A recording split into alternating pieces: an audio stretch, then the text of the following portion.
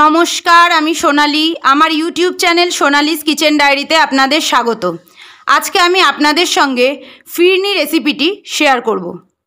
চলুন তাহলে রান্নাটা শুরু করা যাক। ফিরনি বানাবার জন্য আমি 50 গ্রাম মতো বাসমতি চাল নিয়েছি।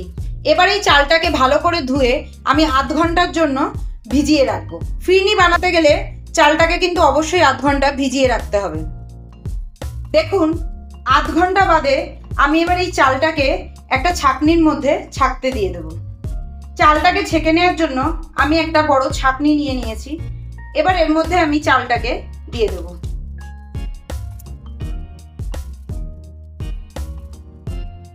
এবার চালটাকে ছাঁকনির মধ্যে ভালোভাবে আমি ছড়িয়ে দেব, যাতে জলটা ঝরে চালটা একদম ঝরঝরে শুকনো হয়ে যায়।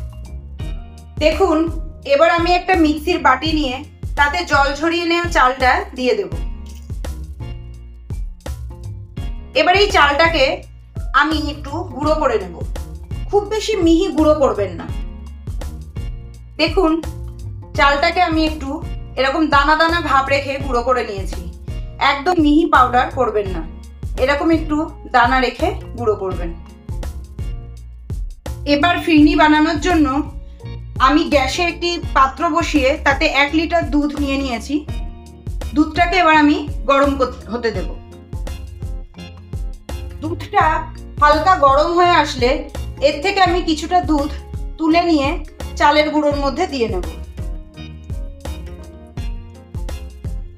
চালের গুঁড়োটা আগে অল্প একটু দুধে গুলে রাখলে তাহলে গরম দুধে ফেললে জমাট বাঁধার ভয় থাকবে না।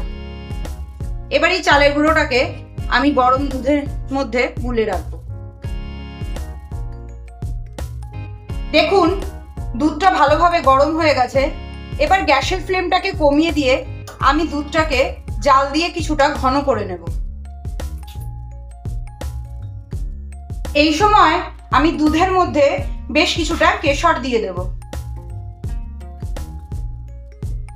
কেশর দিলে দুধে একটা হালকা রং আসবে। এবার এই কেশরটাকে আমি দুধের সঙ্গে ভালোভাবে মিশিয়ে দেব।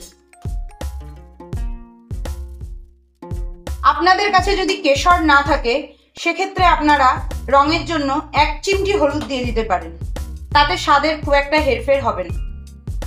এবার দুধটাকে আমি আরো কিছুক্ষণ জাল দিয়ে নেব। দেখুন, দুধটা জাল হতে হতে অনেকটাই ঘন হয়ে এসছে। এবার আমি যে চালের গুঁড়োটাকে দুধের মধ্যে ভিজিয়ে রেখেছিলাম সেটাকে এর মধ্যে দিয়ে দেব। এই চাল গুঁড়োটা দিয়ে দুধটাকে কিন্তু অনবরত নাড়তে থাকতে হবে, না হলে এটা এক জায়গায় জমাট বেঁধে যাবে।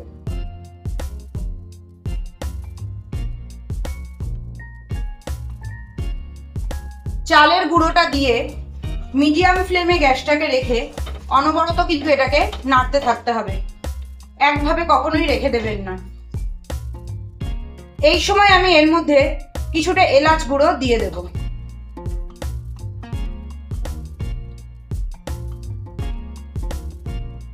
ছোট এলাচকে খালি কড়াইতে সামান্য নেড়ে গুঁড়ো করে নিতে হবে।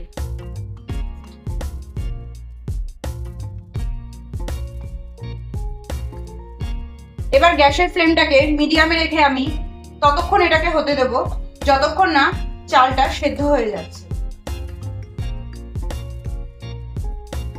দেখুন, ফিরনিটা জাল দিতে দিতে যখন এরকম ঘন হয়ে আসবে আর চালটাও ভালোভাবে সিদ্ধ হয়ে যাবে, তখন এর মধ্যে আমি 100 গ্রাম চিনি দিয়ে দেব। আমি 1 লিটার দুধ আর 50 গ্রাম চাল ব্যবহার করেছি, তাই সেই পরিমাণ অনুযায়ী আমি 100 গ্রাম চিনি ব্যবহার করব। ফিরনি খুব বেশি মিষ্টি ভালো লাগে না, তবে আপনারা যদি মিষ্টিটা আপনাদের স্বাদ মতো খেতে পছন্দ করেন সেক্ষেত্রে কম বা বেশি দিয়ে নিতে পারেন। তবে 50 গ্রাম চাল ও 1 লিটার দুধের জন্য 100 গ্রাম চিনি যথেষ্ট। এবার চিনি দিয়ে এটাকে আমি জাল দিতে থাকবো। দিয়ে দেব সামান্য একটু লবণ।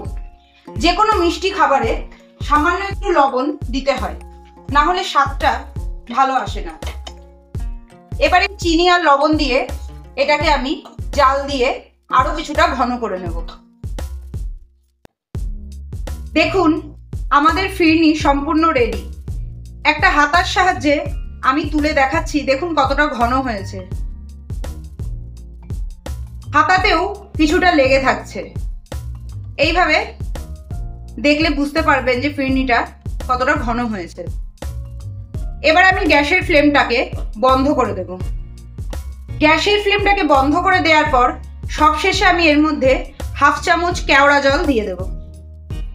কেওড়া জলটা দিয়ে এটাকে আমি ভালোভাবে মিশিয়ে নেব। কেওড়া জলটা অবশ্যই গ্যাসের ফ্লেমটাকে বন্ধ করে তারপর দেবেন।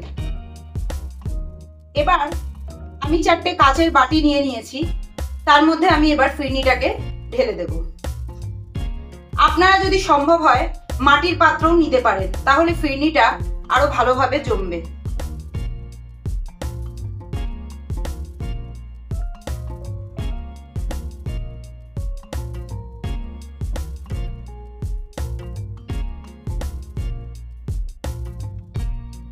এবার আমি এর উপরে সাজানোর জন্য সামান্য একটু কেশর ছড়িয়ে দেব।